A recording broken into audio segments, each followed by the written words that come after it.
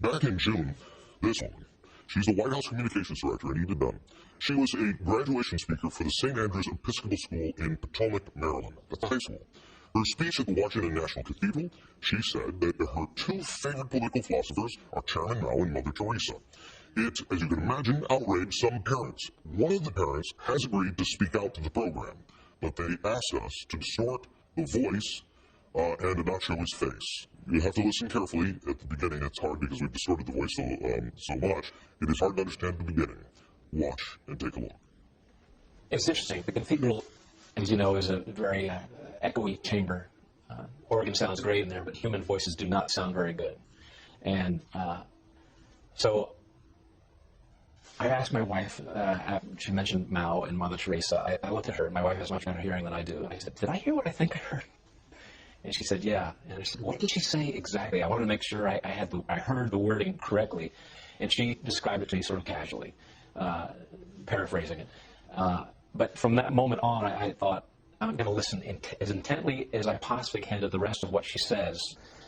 And I instantly, what's the word? My heart kind of sunk, is really what it was. And it was a mixed emotion of, being really proud of my son, who's getting out of high school and moving on to bigger and better things.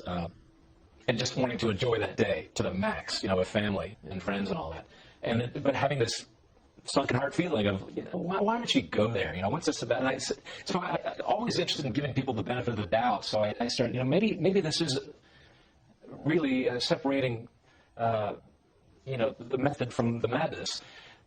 And I said, no, but what would you do? Would you say, those Nazis, in 1944, they were making really attractive lampshades?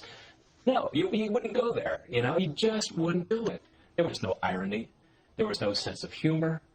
It was a sober-minded speech. There was one tiny little bit of laughter, but I would describe that laughter as nervous laughter when she first used Mao and Mother Teresa in a sentence together. I hope they're not taking away any message at all that Mao had anything valuable to offer in the way our culture is run and the way our society behaves itself, because he was, after all, one of the 20th century's three greatest mass murderers. A lot of people have quoted Mao or used his name in reference to one thing or another. I've never heard anybody in this country say that he was, one of their most admired political philosophers. Never. There's an entirely different context there, and that's obscene.